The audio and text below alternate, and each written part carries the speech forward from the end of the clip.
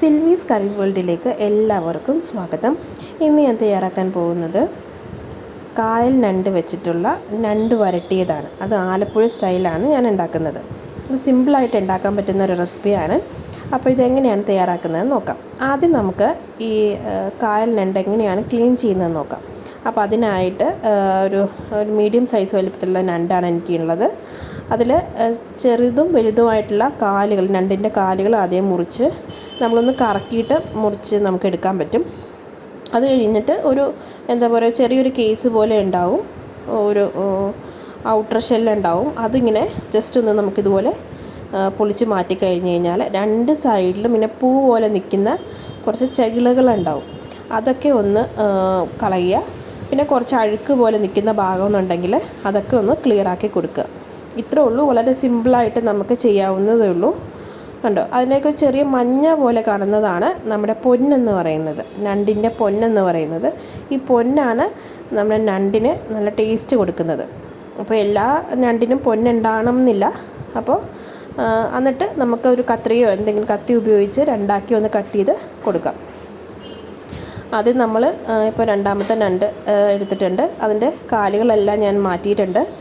അതിൻ്റെ വലിയ കാലുകൾ ഞാനിപ്പോൾ എടുക്കുന്നുണ്ട്. കണ്ടോ, ഇതിൻ്റെ മഞ്ഞ ഭാഗം, ആ ഒരു ഷെല്ല് ഓപ്പൺ ചെയ്ത് വന്ന് ഈ മഞ്ഞ ഭാഗമാണ് നമ്മുടെ പൊന്നെന്ന് പറയുന്നത്. ഞാനിപ്പോൾ കുറച്ച് പൊന്ന് ഞാൻ എടുക്കുന്നുണ്ട് അതിൻ്റെ അകത്തുനിന്ന്. ഓക്കെ, ബാക്കി നമുക്ക് മാറ്റാം. എന്നിട്ട് അതിൻ്റെ സൈഡിൽ കാണുന്ന ആ കറുത്ത ഒരു ചെകിള പോലെ കാണുന്നത്, അതെല്ലാം കംപ്ലീറ്റ് ആയിട്ട് നമ്മൾ കൈകൊണ്ടിങ്ങനെ മാറ്റി കൊടുക്കാം. എന്നിട്ട് ആ സൈഡിൽ എന്തെങ്കിലും അഴുക്കുണ്ടെങ്കിലും അതൊന്ന് മാറ്റി കൊടുക്കാം. എന്നിട്ട് ഒരു കത്രിക ഉപയോഗിച്ചിട്ട് രണ്ടാക്കി കൊടുക്കാം. വേണമെങ്കിൽ അത് മുഴുവനോടെ ഇടാം. ഓക്കെ, അപ്പോൾ ഇതുപോലെ ഓരോ ഞണ്ടും ക്ലീൻ ചെയ്തെടുക്കുക. ഞാനിപ്പോൾ കളയുന്ന ഈ ഞണ്ടിൻ്റെ കാലുകൾ നമുക്ക് ഒത്തിരി ചെറിയ കാലാണെന്നുണ്ടെങ്കിൽ നമുക്കത് ആവശ്യമില്ല. നല്ല വലിപ്പമുള്ള കാലുകൾ എടുക്കാം. അതുപോലെ ഒരു മീഡിയം സൈസുള്ള കാലുകൾ നമുക്ക് എടുക്കാം.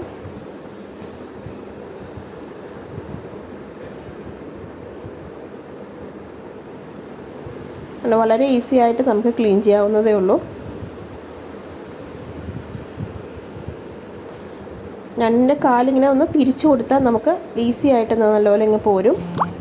പിന്നെ അവിടെ ഒരു ചെറിയൊരു ലോക്ക് പോലെയുണ്ട്. ആ സംഭവം ഒന്ന് തുറന്നെടുക്കുമ്പോൾ നമുക്ക് ആ ഔട്ടർ ഷെല്ല് നമുക്ക് പെട്ടെന്ന് നമുക്ക് പൊക്കിയെടുക്കാൻ പറ്റും.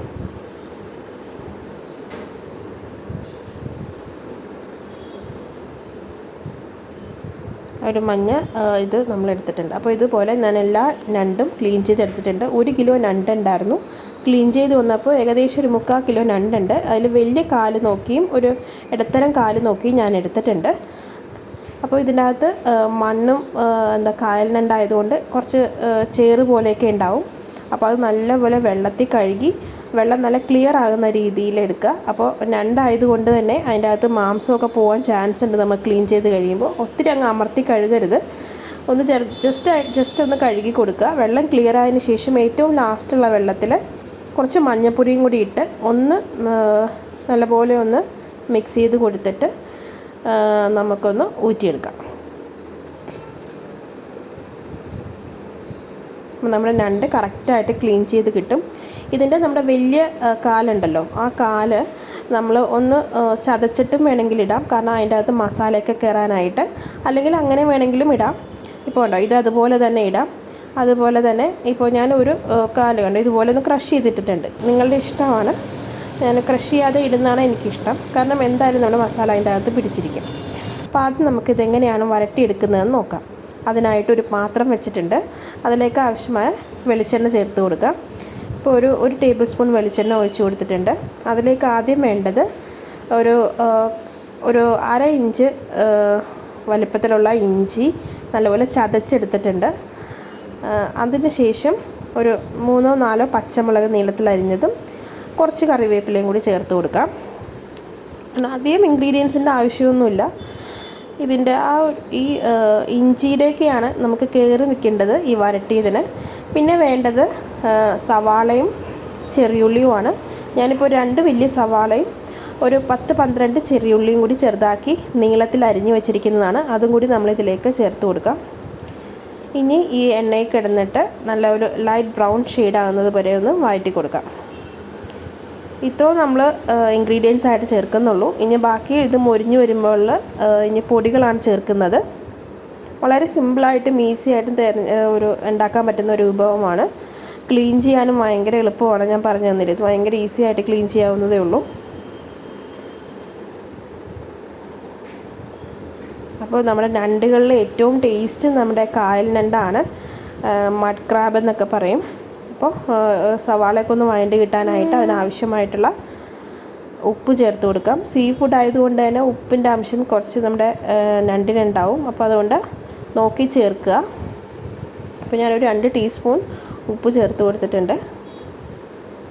ഇപ്പോൾ നല്ലപോലെ ഒരു ലൈറ്റ് ബ്രൗൺ ഷെയ്ഡിലേക്ക് വന്നിട്ടുണ്ട്. ഒത്തിരി അങ്ങ് ബ്രൗൺ ആവണ്ട, ഒരു ലൈറ്റ് ബ്രൗൺ ഷെയ്ഡായാൽ മതിയാകും.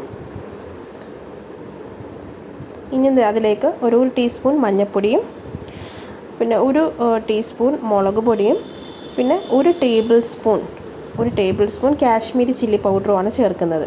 പിന്നെ വേണ്ടത് ഒരു ടേബിൾ സ്പൂൺ നമ്മുടെ കുരുമുളക് പൊടിയാണ് ചേർക്കുന്നത്. ഈ ഇത്രയും പൊടികളൊക്കെ ചേർത്ത് നല്ലപോലെ ഒന്ന് മിക്സ് ചെയ്ത് കൊടുക്കാം. ഇത്രയും മതി. നമ്മൾ ഭയങ്കര സിമ്പിളല്ലേ, ഭയങ്കര സിമ്പിളായിട്ട് തയ്യാറാക്കാൻ പറ്റുന്ന ഒരിതാണ്. പക്ഷേ ടേസ്റ്റ് ഉണ്ടല്ലോ, അത് പറഞ്ഞറിയിക്കാൻ പറ്റാത്ത ടേസ്റ്റാണ്. നമ്മൾ ഒട്ടും വിചാരിക്കില്ല ഇത്രയും ചെറിയ ഇൻഗ്രീഡിയൻസ് കൊണ്ട് നമുക്ക് ഇത്രയും ടേസ്റ്റി ആയിട്ടുള്ള ഒരു ഞണ്ട് വരട്ടിയത് ഉണ്ടാക്കാൻ പറ്റുമെന്ന്. അപ്പോൾ നമ്മുടെ പൊടികളൊക്കെ ചേർത്തുകൊണ്ട് റോ ടേസ്റ്റ്, ആ ഒരു പച്ച ടേസ്റ്റ് മാറുമ്പോഴേക്കും നമ്മൾ നേരത്തെ കഴുകി വൃത്തിയാക്കി വെച്ചിരിക്കുന്ന ഞണ്ടും കുറച്ച് കറിവേപ്പിലയും ഒരു 1/4 ഗ്ലാസ് വെള്ളം. അപ്പോൾ വെള്ളം ഒത്തിരി ചേർത്ത് കൊടുക്കാതിരിക്കുക, കാരണം വെന്ത് വരുമ്പോൾ ഈ ഞണ്ടിനകത്തു നിന്ന് തന്നെ കുറച്ച് വെള്ളം മുറിഞ്ഞു വരും. ഇതെല്ലാം മിക്സ് ചെയ്ത് കൊടുത്തിട്ട് നമ്മളൊരു മൂടി വെച്ച് അടച്ചിട്ട് ഒരു 10-15 മിനിറ്റ് ഹൈ ഫ്ലെയിമിൽ ഇടയ്ക്കൊന്ന് മിക്സ് ചെയ്ത് കൊടുക്കാം. അപ്പോൾ വെന്ത് വരുമ്പോഴേക്കും നമ്മുടെ ഞണ്ടിൻ്റെ ഷെല്ലിൻ്റെ കളറൊക്കെ ഒരു ഓറഞ്ച് ഷെയ്ഡിലേക്ക് മാറും. കണ്ടോ, നമ്മൾ ചേർത്ത് കൊടുത്ത വെള്ളത്തിനേക്കാളും കുറച്ചും കൂടി വെള്ളം കൂടി വന്നിട്ടുണ്ട്. അപ്പോൾ ഹൈ ഫ്ലെയിമിൽ തന്നെ വെക്കുക, കാരണം നമ്മളല്ലെങ്കിൽ ഒത്തിരി നേരം വേവിച്ചെടുത്ത് കഴിഞ്ഞാൽ നമ്മൾ ഞണ്ട് അങ്ങ് പച്ചവെള്ളം ചുമക്കാൻ തുടങ്ങും. ആ ഞണ്ടിൻ്റെ നാച്ചുറലായിട്ടുള്ള ടേസ്റ്റ് അങ്ങ് നഷ്ടപ്പെടും. അപ്പോൾ സീ ഫുഡ് ഏത് വിഭവം ആയാലും നമ്മൾ ഒത്തിരി അങ്ങ് വേവിക്കരുത്. ഇനി നമുക്ക് ചെയ്യേണ്ടത്, ഞണ്ടൊക്കെ വെന്തിട്ടുണ്ട്, നമ്മൾ ചേർത്ത് കൊടുത്ത വെള്ളം ഒന്ന് വലിയണം. അപ്പോൾ അതിനുവേണ്ടി കുറച്ച് നേരം നമ്മളൊന്ന് മൂടി വെച്ച് അടച്ച് വേവിക്കുക. എന്നിട്ട് ഉണ്ടോ, ഇപ്പോൾ കറക്റ്റായിട്ട് നമ്മുടെ ഞണ്ടൊക്കെ വെന്തിട്ടുണ്ട്. ഇനി നമുക്ക് വേണ്ടത് ഈ ഒഴിച്ചു കൊടുത്ത വെള്ളവും പിന്നെ ഞണ്ടിൻ്റെ അകത്ത് നിന്ന് ഇറങ്ങിയ വെള്ളവും കൂടി ഒന്ന് വറ്റിച്ച് നമ്മളൊന്ന് വരട്ടിയെടുക്കണം. അപ്പോഴാണ് നമ്മൾ ഈ ഗ്രേവിയൊക്കെ നമ്മുടെ ഞണ്ടിൻ്റെ അകത്ത് പൊതിഞ്ഞിരിക്കും. ആ ഒരു രീതിയിലാണ് നമ്മൾ ചെയ്യുന്നത്. ഇതൊരു സ്പൈസി ആയിട്ടുള്ള റെസിപ്പിയാണ്. ഇതിൻ്റെ മെയിൻ ഒരു ഹൈലൈറ്റ് എന്ന് പറഞ്ഞത് ഇഞ്ചിയും കുരുമുളകുമാണ് ഇതിൻ്റെ ഹൈലൈറ്റ്. അപ്പോൾ നമ്മുടെ കുറച്ച് നേരം ഇങ്ങനെ ഹൈ ഫ്ലെയിമിൽ വെച്ചപ്പോൾ തന്നെ നമ്മുടെ ഗ്രേവിയൊക്കെ നല്ലപോലെ വരട്ടിയെടുത്തിട്ടുണ്ട്. അപ്പോൾ നമ്മുടെ സ്വാദിഷ്ടമായ കായൽ ഞണ്ട് വരട്ടിയത് തയ്യാറായിട്ടുണ്ട്. നമുക്ക് സെർവിങ് ബൗളിലേക്ക് മാറ്റാം.